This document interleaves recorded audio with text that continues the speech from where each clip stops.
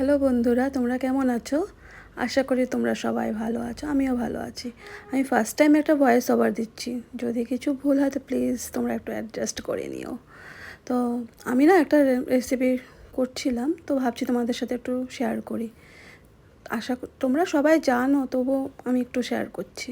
দেখো, তেলটা গরম হওয়ার পর আমি একটু পেঁয়াজগুলো দিয়ে নিলাম। পেঁয়াজগুলো একটু দিয়ে বেশ লাল লাল করে একটু পেঁয়াজগুলোকে ভাজতে হবে। পেঁয়াজগুলোকে এরকম একটু সোনালি রঙটা আসা অবধি ভেজে নিতে হবে, ঠিক আছে?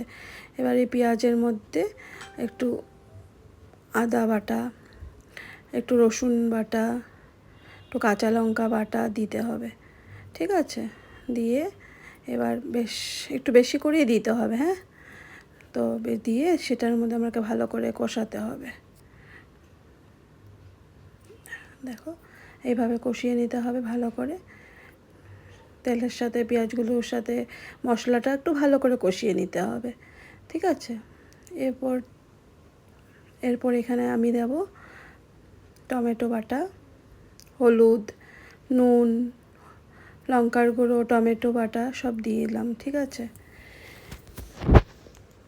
খুব সুন্দর করে টমেটো বাটা, হলুদ গুঁড়ো, লঙ্কার গুঁড়ো, নুন দিয়ে মশলাটাকে ভালো করে কষিয়ে নিতে হবে। দেখো কি সুন্দর তেল ছেড়েছে, ভালো একদম কষাতে কষাতে কি সুন্দর তেল ছেড়েছে।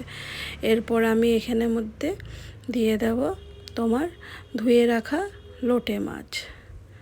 দেখো, দেখেছো কি সুন্দর লোটে মাছগুলো ধুয়ে পরিষ্কার করে রেখেছি। সেই লোটে মাছগুলো এখানে আমি ভালো করে সব দিয়ে নেব, একদম দিয়ে তারপরে এটা আমি একটু মশলার সাথে কষিয়ে নেব। আমি আসলে বানাচ্ছি লোটে মাছের ঝুড়ি, তোমাদেরকে তো বলাই হয়নি আমি কী বানাচ্ছি লোটে মাছের ঝুড়ি।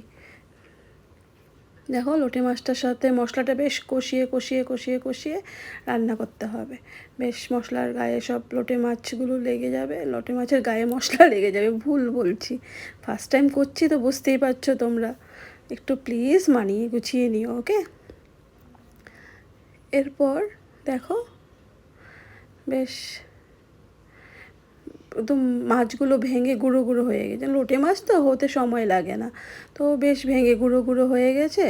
এরপর আমি এখানে কি করলাম, একটু আলু ভাজা আমি কেটে ভাজা করে রেখেছিলাম, সেটা আমি দেখাতে ভুলে গেছি, শ্যুট করতে ভুলে গেছি। আলু ভাজা একটু দিয়ে এবার সেটাকে বেশ ঘন ঘন করে মানে কষিয়ে নিতে হবে। একদম যতটা কষাবো ততটা ভালো লাগবে খেতে, খুব টেস্টি হয়। কিন্তু আমি বোঝাতে পারছি না ফার্স্ট টাইম বলে, কিন্তু তোমরা দেখে হয়তো বুঝতে পারছো, সেভাবে একবার বানিয়ে খাওয়ার চেষ্টা করো। দেখো, আলু ভাজা করে রেখেছিলাম, সে আলু ভাজাটা দিয়ে আমি একটু বেশ একটু কষাচ্ছি। একটা কাঁচা লঙ্কা দিয়ে আলু ভাজা দিয়ে বেশ কষাচ্ছি। তাতে কী হবে, আলু ভাজাটা দিলে তোমার খেতে একটু ভালো লাগবে, টেস্ট হবে। দেখো, তেলটা কি সুন্দর ছেড়েছে, একদম বেশ লাল লাল করে কষিয়ে কষিয়ে এরকম কষিয়ে কষিয়ে কড়াইয়ের গায়ে যখন লেগে যাবে না, তখন বুঝে যাবে যে হ্যাঁ হয়ে গেছে আমাদের। বেশ কষিয়ে কষিয়ে কষিয়ে কষিয়ে সুন্দর করে কষানোর পরে আমরা এবার কয়েকটা কাঁচা লঙ্কা চিড়ে দিয়ে দেবো এখানে। যত ঝাল ঝাল হয় না, খেতে ভালো লাগে। অ্যাকচুয়ালি আমি তো ঝাল খেতে ভীষণ ভালোবাসি, তাই একটু ঝাল ঝাল করে করেছি। তারপর দেখো, বেশ ভালো করে কষিয়ে একটু ধনেপাতা কুচি দিয়েছি। ধনেপাতা কুচি দিয়ে একদম লাল লাল করে ভাজতে হবে।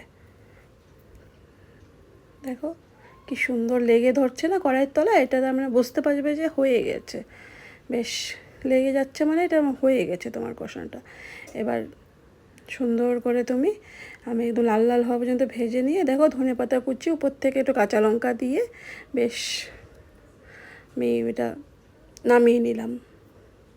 খেতে কিন্তু দুর্দান্ত হয়েছিল, কি বলবো, আমি হয়তো তোমাদেরকে সবটা বোঝাতে পারলাম না, নতুন করছি তো তাই, কিন্তু খেতে অসাধারণ হয়েছিল। চলো, বাই বাই।